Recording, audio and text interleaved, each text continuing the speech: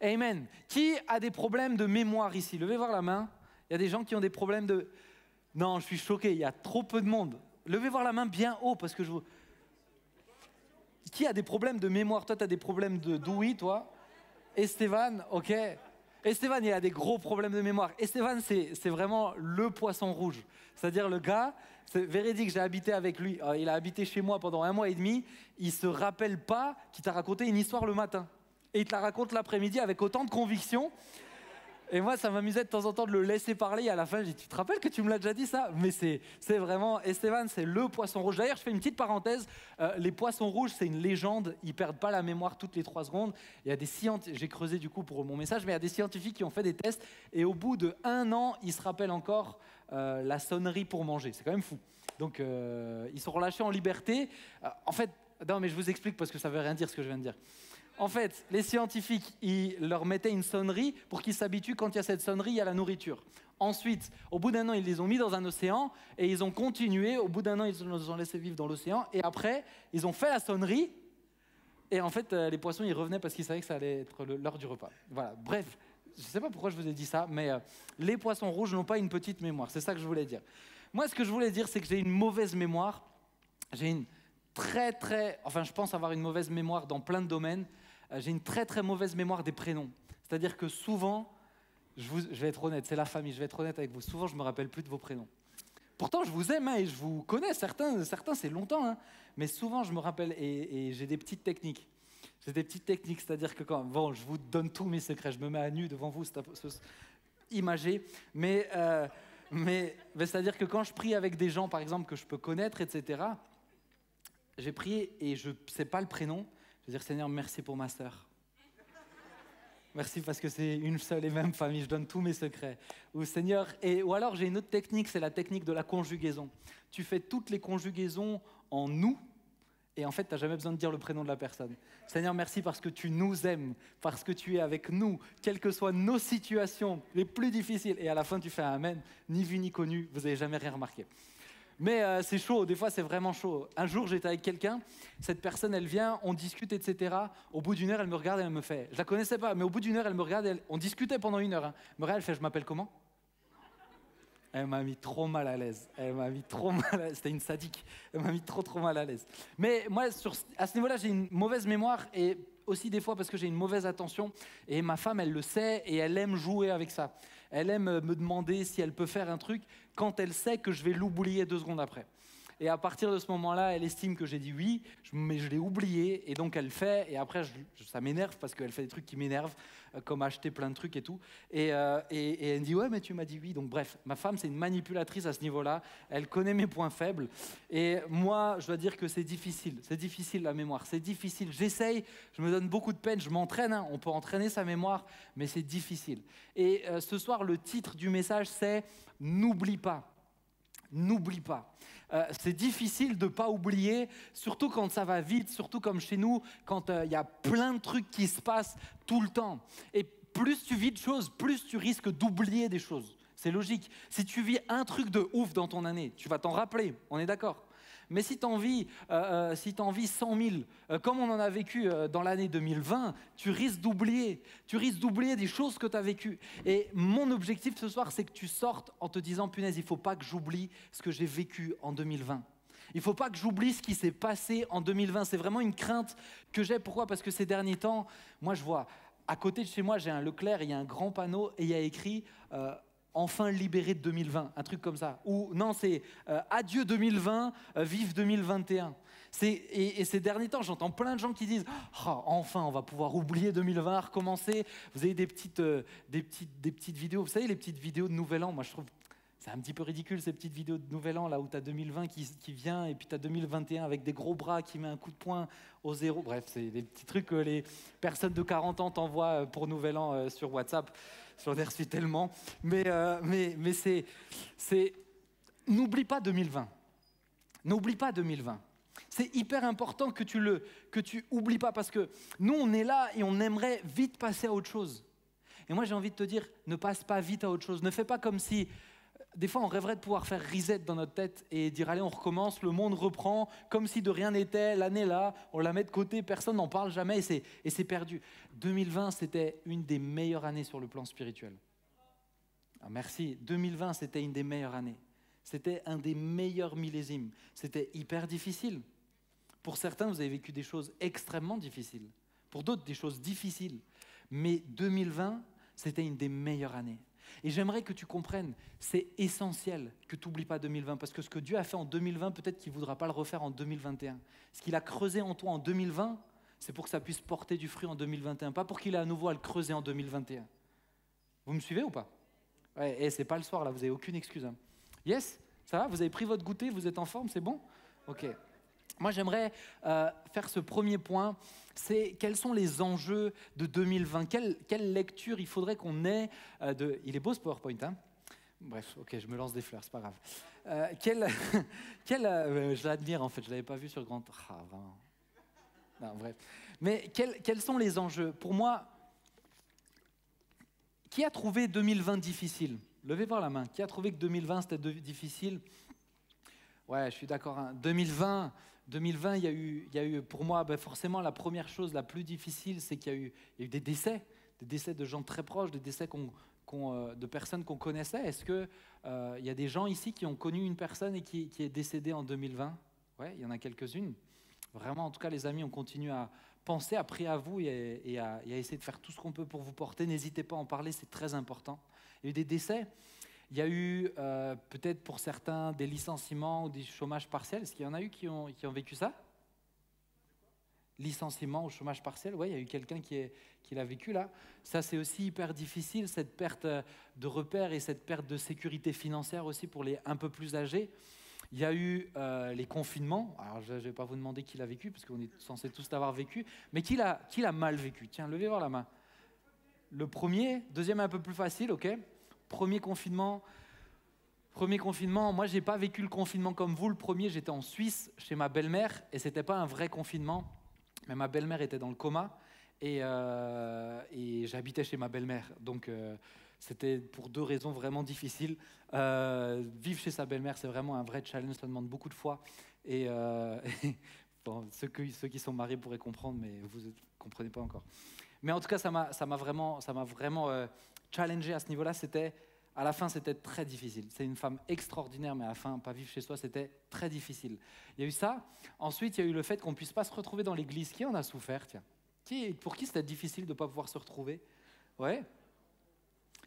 J'aime votre honnêteté, mais à mon goût, il y a un peu trop peu de mains. Mais j'aime votre honnêteté.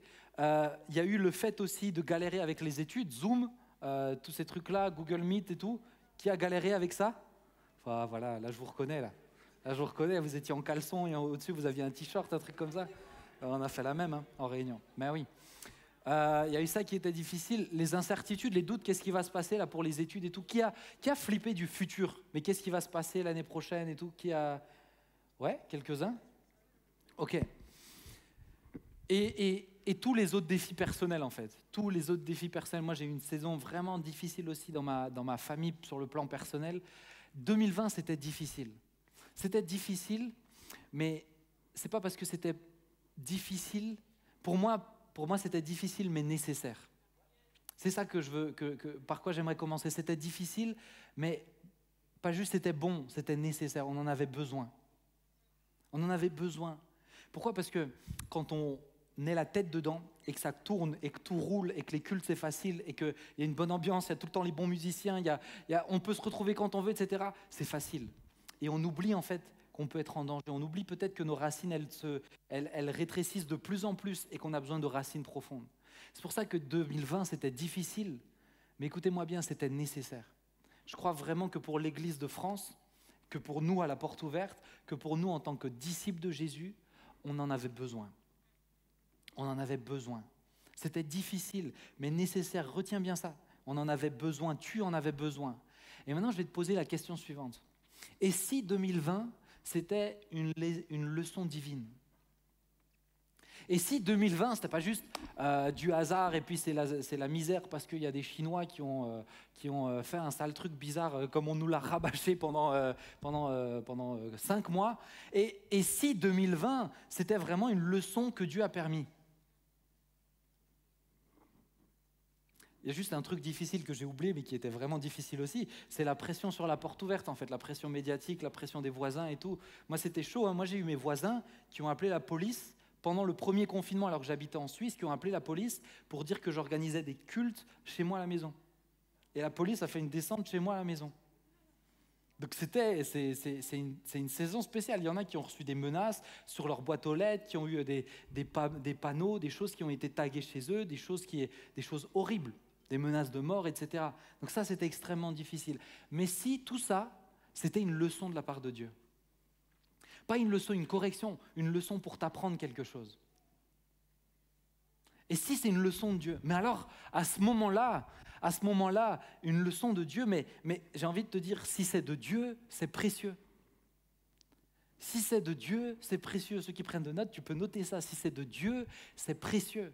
Quand Dieu te permet quelque chose, quand Dieu te donne quelque chose, c'est un cadeau incroyable. Tu es d'accord? Quand Dieu te donne une guérison, c'est incroyable. Tu es reconnaissant. Quand Dieu t'apprend quelque chose sur lui au travers de la Bible, c'est incroyable. Tu es reconnaissant. Quand Dieu te baptise dans le Saint-Esprit, c'est incroyable. Tu es reconnaissant. Tu es d'accord? Quand Dieu te permet quelque chose de difficile pour ton bien, c'est incroyable. Mais est-ce que tu es reconnaissant? Est-ce que tu es reconnaissant? Ça, c'est la première question que j'aimerais nous laisser. Si c'est de Dieu, c'est précieux. Ça, c'est hyper important. Mais 2020, et j'aimerais vous l'amener comme ça. En fait, j'aimerais vous faire réfléchir. Pour moi, les choses qu'on vit sur Terre, il y a toujours deux visions possibles. Il y en a toujours deux. Toujours deux. La première, c'est une vision, je dirais, humaine. Ce que tu vas voir, ce que tes yeux vont voir, ce que tu vas ressentir, la douleur, la blessure de voir des êtres aimés qui partent, l'inconfort de l'incertitude, la difficulté de vraiment avancer dans ta relation avec Dieu quand tu es tout seul et que tu n'as pas Icos, etc., comme on a pu l'avoir ces derniers temps. C'est le côté humain, très terre à terre, très dans le ressenti, vous voyez? Mais il y a une deuxième vision possible, c'est la vision spirituelle. C'est tout ce qui est en train de se passer sur le plan spirituel de la chose. Tout ce qui s'est passé sur le plan spirituel de 2020. En fait, il y a ce que nous, on a vu, mais il y a un autre niveau où on n'a pas tout encore observé et on ne saura pas tout ici-bas sur Terre, mais il y a plein de trucs qui sont passés sur le plan spirituel. Il y a des gens qui sont revenus à Jésus. Il y a des gens qui sont revenus. Ils pensaient y être, mais ils n'y étaient pas vraiment et ils sont venus pour de vrai.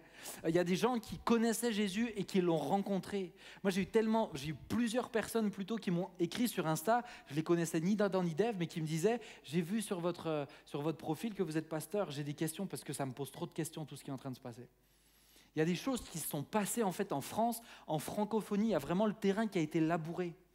Il y a eu pour moi des initiatives qui ont été créées et qui nous permettront de ne plus être comme on était avant.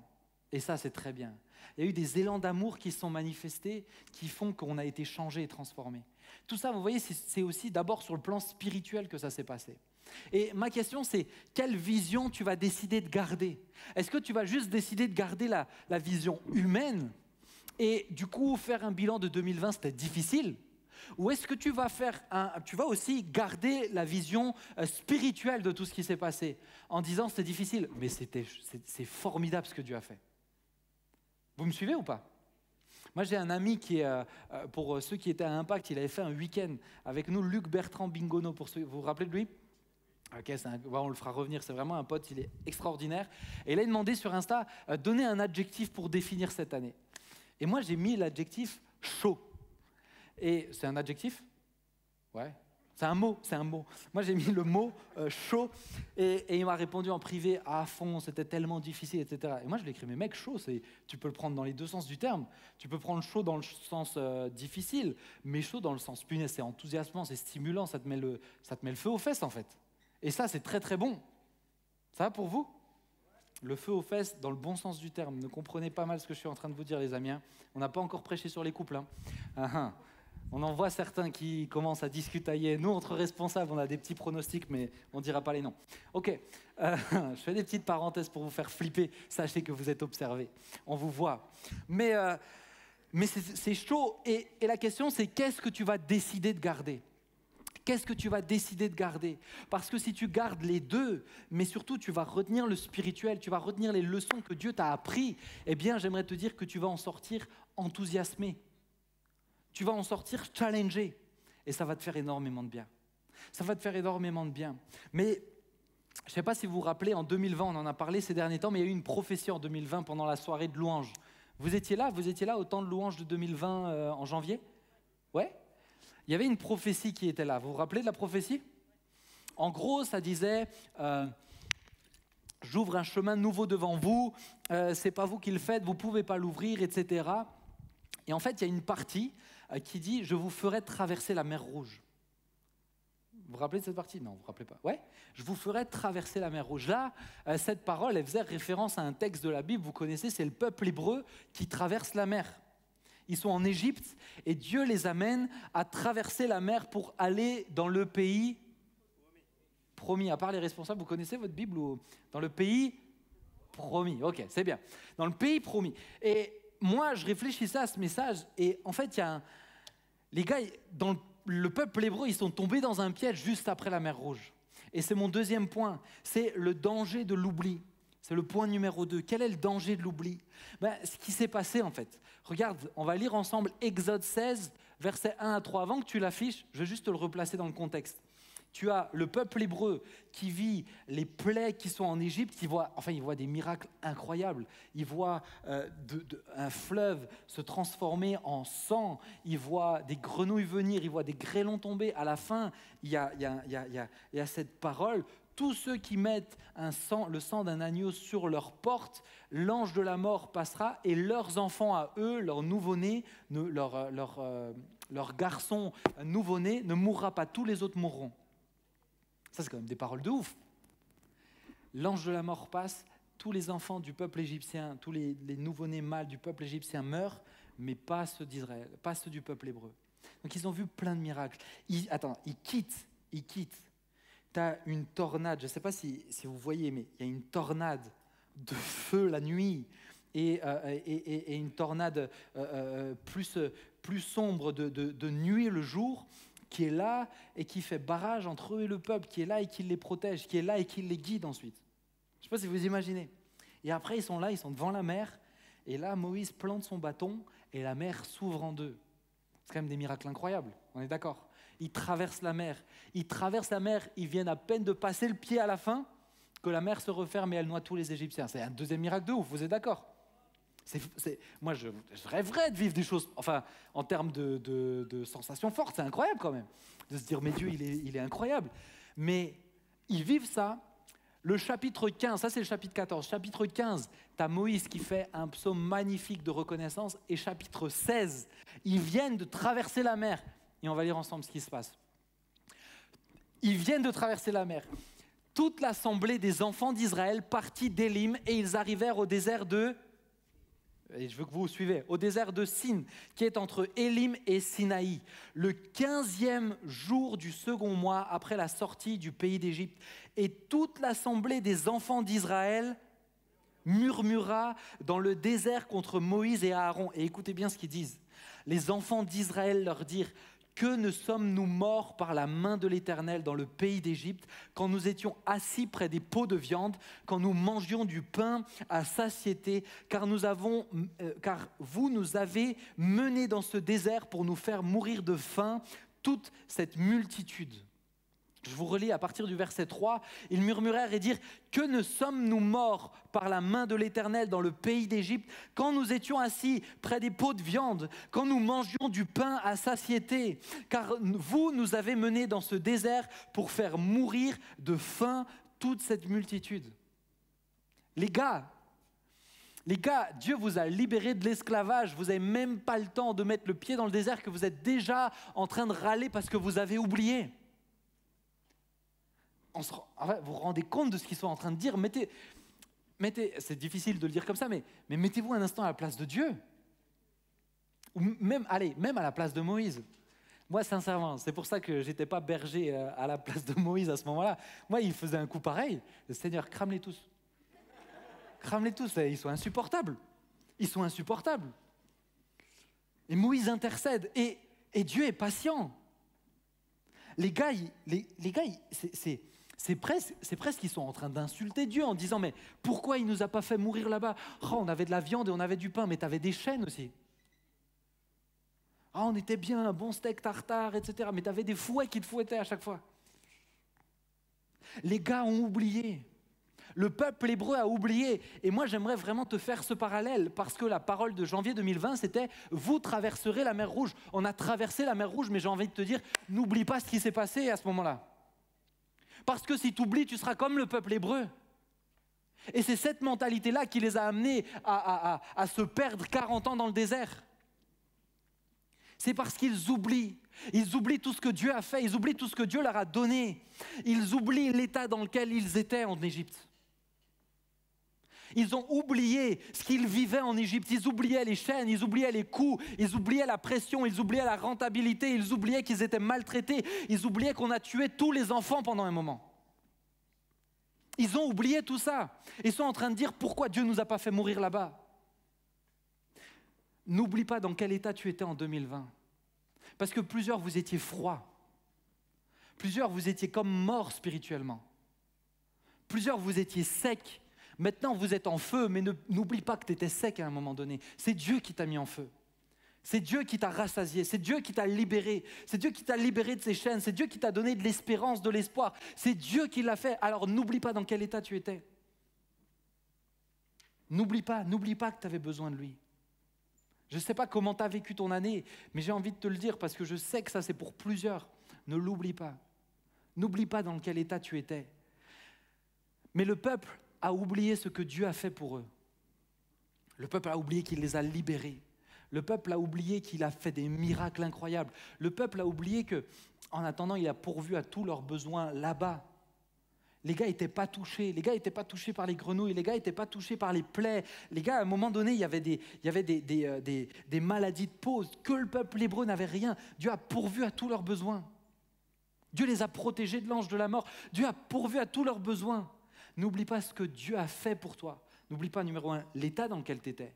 Mais n'oublie pas, numéro 2, ce que Dieu a fait pour toi. Ne l'oublie pas, s'il te plaît. C'est trop important pour commencer 2021. Tu me dis, c'est bizarre de commencer 2021 en parlant que de 2020, mais c'est la clé. Et ça sera ma conclusion. Si tu veux une bonne année 2021, n'oublie pas 2020. N'oublie pas 2020. Oubliez 2020 et tu seras plus reconnaissant. Si tu oublies 2020, tu perdras de ta reconnaissance. Parce que tu oublieras ce que Dieu a fait pour toi. On a vécu un temps de reconnaissance magnifique à la fin de l'année 2020, un temps de louange. Franchement, il était dingue, j'ai trop kiffé. Et Dieu a trop kiffé aussi, parce qu'il y a de la vraie reconnaissance. Mais si tu oublies petit à petit ce qui s'est passé, tu perdras ce cœur reconnaissant. Et c'est ce que Dieu aime. Dieu aime quand tu es reconnaissant. Dieu aime quand tu lui dis merci comme un enfant. Moi, mon fils, en ce moment, c'est vraiment, je lui apprends. À chaque fois que je lui donne quelque chose, c'est s'il te plaît, c'est merci. Parce que ça me fait plaisir. C'est important qu'il exprime la reconnaissance. Ça, vous me suivez ? N'oublie pas. N'oublie pas parce que sinon tu vas oublier d'être reconnaissant. Et ne plus être reconnaissant, la reconnaissance, c'est une clé pour s'approcher de Dieu. C'est une clé pour grandir avec Dieu. Et si tu perds cette reconnaissance, tu faibliras avec Dieu. Ça va pour vous ? Vous êtes concentrés, c'est ça ? Ok, c'est bien. Oubliez 2020 et tu oublieras les choses qui auraient boosté ta foi si tu ne les avais pas oubliées. Les expériences qui auraient challengé, qui auraient fait grandir ta foi. Si tu oublies 2020, tu oublieras toute l'expérience qui aurait été là comme un moteur pour nourrir ta foi et la faire grandir et aller plus loin en 2021. Et c'est ce que j'ai dit avant. Tu recommenceras de zéro. Dieu t'a appris plein de choses. Dieu t'a appris plein de choses dans la fermeté. Vous avez eu, et on a eu, un pasteur principal qui nous a donné un exemple incroyable, d'amour, de fermeté, de transparence, dans ce temps où il était accablé. On a eu des exemples de fous qui ont challengé notre foi. On a vécu des choses ici qui ont challengé notre foi. On a vécu des choses, et personnellement, vous avez vécu des choses. Je sais, certains, Jonas, il a expérimenté des choses. Noah qui est là, il a expérimenté des choses. Il y a des gens qui sont plus ou moins proches de Dieu, mais vous avez expérimenté des choses. Si tu oublies 2020, cette expérience-là, elle ne servira à rien. Elle ne pourra pas faire grandir ta foi. Oublier 2020, c'est perdre l'occasion que ta foi grandisse. Ça va pour vous? Vous avez compris que c'est important de ne pas oublier? Alors c'est ma question, c'est numéro 3, c'est du coup comment ne pas oublier? Comment ne pas oublier? C'est mon dernier point. Comment ne pas oublier? J'aimerais qu'on puisse lire, alors avant que tu l'affiches encore une fois. Là je vous ai lu Exode 16, les gars ils râlent, d'accord? Les gars ils râlent, ils se plaignent, etc. Lisez les trois, lisez Exode 14, 15, 16, 17, ok? Vous allez comprendre tout le contexte. Exode 16, ils râlent, Dieu veut les foudroyer, et puis bref, il y a tout un truc. Exode 17, voici ce qui se passe, c'est qu'il y a une bataille contre le peuple hébreu qui est dirigé par Josué, l'armée qui est dirigée par Josué. Et vous savez, c'est la fameuse histoire où Moïse, il est en haut, et il y a Aaron et Hur qui doivent soutenir ses bras, parce que tant qu'il a les bras en l'air, Josué, il gagne en bas, et dès qu'il les baisse, Josué, il perd. Ça devait quand même être aussi fou comme histoire. Et là, Josué, il se bat contre Amalek, et bref, l'histoire fait qu'il gagne. Et voici ce qu'il est dit, Exode 17, verset 14. Ça, c'est l'histoire. Exode 17, verset 14. L'Éternel dit à Moïse, « Écris cela dans le livre pour que le souvenir s'en conserve et déclare à Josué que j'effacerai la mémoire d'Amalek du dessous des cieux. » Et déclare à Josué que j'effacerai la mémoire d'Amalek du dessous des cieux. Mais la première partie, c'est vraiment celle sur laquelle je veux rester. « Écris cela dans le livre pour que le souvenir s'en conserve. » Autrement dit, pour qu'il soit gardé. Dieu est en train de lui dire, écris cela dans le livre, écris-le. Écris-le. Écris ce que tu as vécu en 2020. C'est le conseil que j'aimerais te laisser. Écris tout ce qui t'a marqué en 2020. Prends le temps de l'écrire. Prends le temps de l'écrire parce que ça sera un souvenir qui sera conservé. Si tu es comme moi et tu as une mauvaise mémoire, tu vas oublier plein de choses. Moi, je sais que par exemple, j'ai dans mon ordi, j'ai un dossier, toutes les expériences ou toutes les paroles de connaissance ou les guérisons ou les choses que Dieu m'a parlé, j'ai dans un dossier, c'est écrit. Alors des fois, il n'est pas assez à jour, mais je cherche en tout cas à l'écrire pour jamais l'oublier. Ça se trouve, dans 60 ans, ça te fera du bien. Peut-être même dans 3 semaines, quand tu seras down, ça te fera du bien de voir tout ce que Dieu a fait pour toi. Mais écris, j'ai envie de te donner ce conseil, écris tout ce qu'il a changé en toi. Écris tout ce qui t'a touché. Écris tout ce qui t'a parlé, écris les versets qui t'ont marqué, écris ce qui a été modifié chez toi, écris ta perception maintenant de ce que c'est la relation avec Jésus, écris-le pour que le souvenir s'en conserve, écris. Ne pense pas je vais le retenir, je t'assure, à un moment donné tu vas l'oublier, écris-le. Donne-toi cette peine. Je vous donne cette idée, mais achetez un carnet, début 2021, vous commencez à la remplir avec vos histoires de 2020 et vous prenez cette habitude régulièrement d'écrire ce que Dieu a fait et ce que Dieu vous dit et ce que Dieu fait pour vous. Gardez-en le souvenir. Qui a déjà un carnet? Il y en a plusieurs qui l'ont, je suis sûr. Très bien, continuez les amis. Continuez. Ok, ça va? Écris-le. Mais il n'y a pas juste écris-le. Moi, j'ai envie de rajouter écris-le et raconte-le. Pourquoi? Parce que en fait, le but de ce que Dieu disait à Moïse, c'était que ça devait être écrit, mais pour être transmis ensuite aux générations suivantes. Et quand tu le racontes, ça se consolide en toi. Étrangement, quand tu apprends quelque chose, vous avez déjà expérimenté ça, tu apprends quelque chose et tu en parles à quelqu'un, tu t'entraînes à en parler à quelqu'un, tu retiendras beaucoup mieux. Vous avez déjà remarqué ça? Tu retiens beaucoup mieux les choses. C'est pour ça que c'est hyper important de s'entraîner à les dire, de les parler, etc. Moi, souvent, quand je vais faire, par exemple, une prêche, ou à l'église, ou quand j'ai du temps, je vais la prêcher en avance, je vais la dire, mais naturellement, elle va rentrer toute seule dans ma tête. Parce qu'en la disant, même tout seul, en la disant, ça, tu l'apprends. Et si tu racontes à des amis, c'est l'occasion qu'ils soient touchés, mais c'est l'occasion que tu retiennes encore mieux. C'est l'occasion que ça descende encore plus dans ton cœur. Donc, écris-le et... Waouh, et raconte-le. C'est l'exemple, moi, l'exemple ultime à ce niveau-là, c'est Papa Jean, mon grand-père. Mon grand-père, c'est...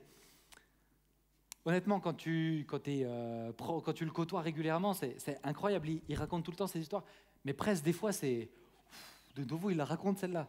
C'est vrai ou faux? On est d'accord. Pour ceux qui... Pierre, il le dit. Mike, il n'a pas dit oui. Il est un petit peu forcé. Mais...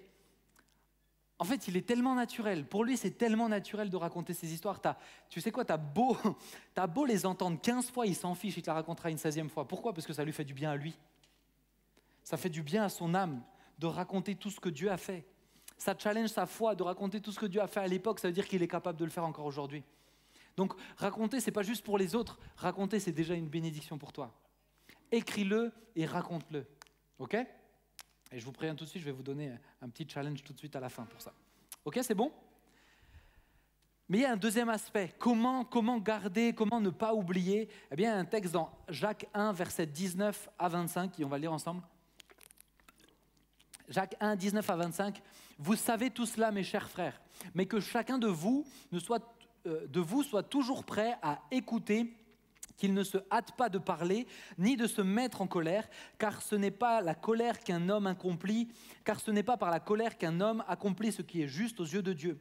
Débarrassez-vous donc de tout ce qui souille et de tout ce qui reste en vous de méchanceté, pour recevoir avec humilité la parole qui a été plantée dans votre cœur, car elle a le pouvoir de vous sauver. Seulement, verset 22, ne vous contentez pas de l'écouter, traduisez-la en actes, sans quoi vous vous tromperiez vous-même.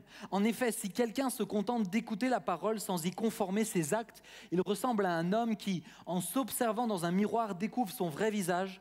Après s'être ainsi observé, il s'en va et oublie ce qu'il est. Et une autre version dit « et oublie ce qu'il avait vu en défaut ».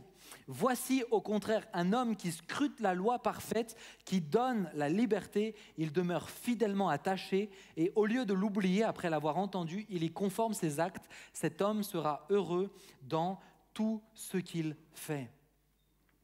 La deuxième clé que j'aimerais te donner, c'est d'abord, numéro 1, écris et raconte, mais deuxième chose, c'est mets en application ce que tu as appris en 2020.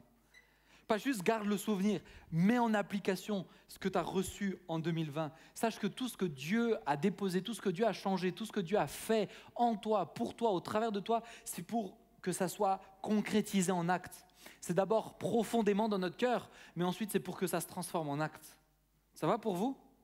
Je donne par exemple l'exemple de Mélodie. Mélodie, elle avait ce souci de pouvoir témoigner et de donner des témoignages. Concrètement, en acte, ça s'est transformé avec ce truc qui s'appelle Pour de vrai sur YouTube, qui est l'occasion de donner des témoignages. Ça se transforme en acte. Peut-être que Dieu t'a travaillé sur la foi. En acte, ça va se traduire en priant pour tes amis, en parlant de Jésus, en priant pour les malades. Traduis-le en acte si tu veux ne pas l'oublier. Traduis-le en actes. C'est hyper important parce que le texte ici nous dit, sinon tu es comme quelqu'un qui se regarde dans un miroir qui oublie que tu avais des cheveux en pétard, tu avais de la salade entre les dents et tu pars, t'oublies et tu fais comme si rien n'était. Si tu as vu ça, c'est pour le changer. Vrai. Ça ne sert à rien d'avoir un miroir sinon. Un miroir, c'est pas juste pour te faire plaisir, dire ça me fait du bien, je m'aime et tout. Un miroir, c'est aussi légèrement pour modifier un peu les défauts. Quand c'est possible. Certains, c'est plus compliqué. Ils sont trop parfaits. Mais vous avez vu comment j'ai retourné le truc, hein? Vous avez mal pensé. Vous voyez que je pensais que j'étais méchant. Mais j'aimerais t'encourager à ça. Traduis-le en acte. Pose-toi cette question. Qu'est-ce que j'ai appris que je peux traduire en acte en 2021? Pour moi, un exemple parfait, c'est quand on se rend vite compte qu'en cours, quand on peut mettre en application quelque chose qu'on a appris, on ne l'oublie pas. Vous avez déjà remarqué, moi j'ai oublié tout ce que je ne peux pas mettre en application aujourd'hui, je l'ai oublié. Demandez-moi un théorème de Pythagore, je ne peux plus vous dire.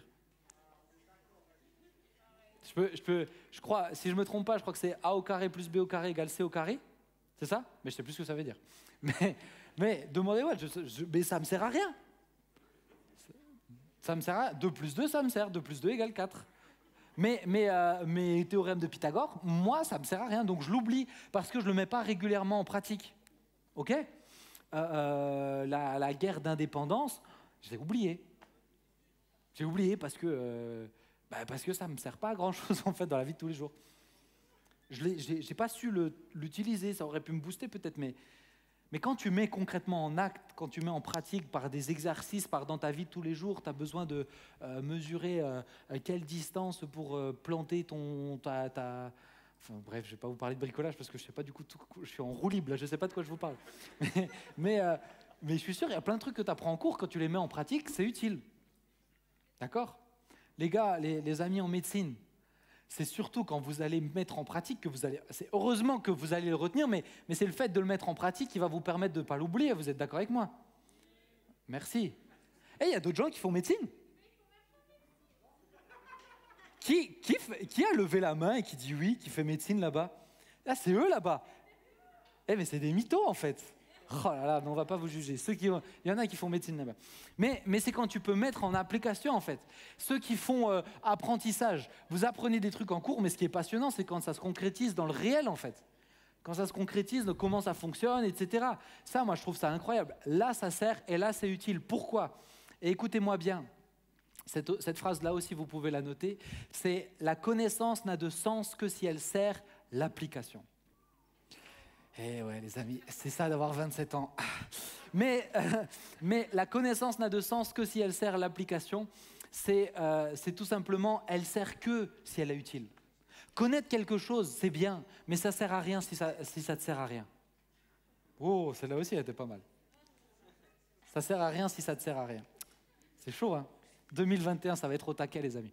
Mais comprenez bien, quand Dieu te donne de la connaissance sur qui il est, quand Dieu te donne la connaissance sur ce que toi tu es, sur qui tu es, sur tes forces, sur tes talents, c'est pas juste pour que tu dises « Oh merci Jésus, ça me fait du bien », c'est pour que ça serve à quelque chose. C'est pour que tu le mettes en pratique. C'est pour que tu le crois. C'est pour que tu arrêtes de dire « Seigneur, montre-moi que tu m'aimes » quand il t'a déjà montré qu'il t'aime. C'est pour que ça serve concrètement. La connaissance n'a de sens que si elle sert l'application, si elle sert dans le concret.